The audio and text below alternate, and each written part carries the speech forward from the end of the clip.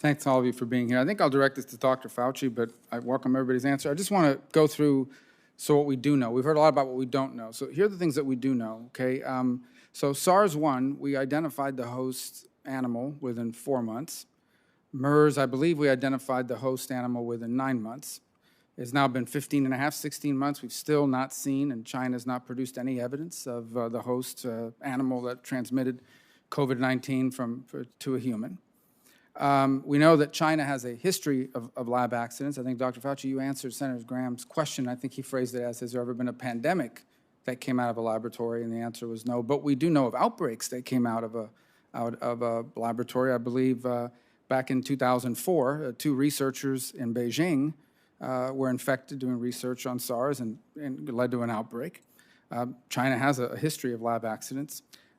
This outbreak happened in a city that happened to be the home, coincidentally, of a lab which we know is involved in extensive research. And what they do is they take this naturally occurring virus and they manipulate it and they change it to make it infectious to humans. We know that they do that there. They've published about it.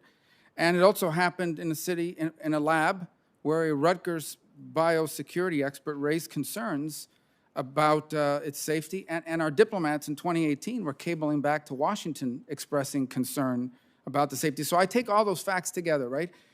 SARS, we knew the host in 4 months. MERS, we knew the host in 9. We still don't know the host for COVID, even though, and China's not being transparent about it, even though they have a vested interest in producing the host, so they can put all those down. In a lab that we know is involved in changing viruses synthetically so that they become infectious for humans, in a lab that diplomats have told us is unsafe, in a country that had a history of lab leaks, and by the way, in a virus that we know can be synthetically created because the Swiss did it. The Swiss created an exact replica of this virus in the lab for purposes of answering it.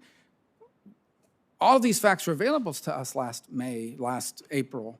Why? I'll start with Dr. Fauci. Why did you dismiss the lab leak theory as credible? I have always said that the high likelihood is that this is a natural occurrence.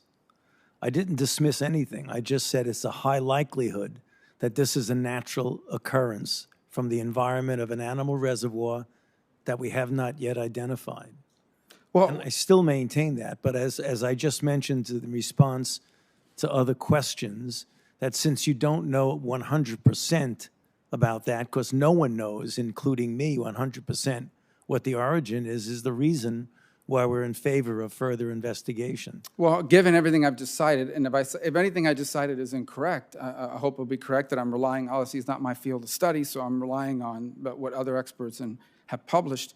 What is the basis for this what is the basis for the conclusion that it is likelier to have been naturally occurring than a lab accident? I asked a specific question to the Director of National Intelligence, and how I posed it is it not true that it is the assessment that they are equally likely based on our information that we have? So as I outline all of these things here, is she wrong when she answered me yes?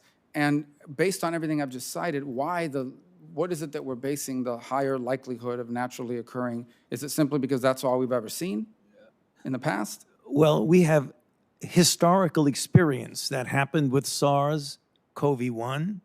It happened with MERS. It happened with HIV. It happened with virtually all the influenza pandemics. So the historical basis for pandemics evolving naturally from an animal reservoir is extremely strong. And it's for that reason that we felt that something similar like this has a much higher likelihood. But again, getting back to what I said, and let me repeat so there's no lack of clarity in that, no one knows, not even I, 100% at this point, which is the reason why we are in favor of further investigation. But going back to precedent, the precedents require them to be similar. The difference between this one and that one is, as I said, 4 months we knew the host for SARS, 9 months we knew the host for MERS. China has all the incentive in the world to produce this host and hasn't done so. And then you add up all these other things. I mean, is it just a coincidence that happened in the city that's doing this kind of research, which, by the way, is controversial? I know you and others have been supportive of it, but it's controversial. It's not widely accepted as good. My whole point is there are people out there who had Facebook posts taken down, were called kooks, conspiracy theorists, for saying publicly a year ago what we now say may be possible. And I think those people deserve an apology at a minimum. Thank you.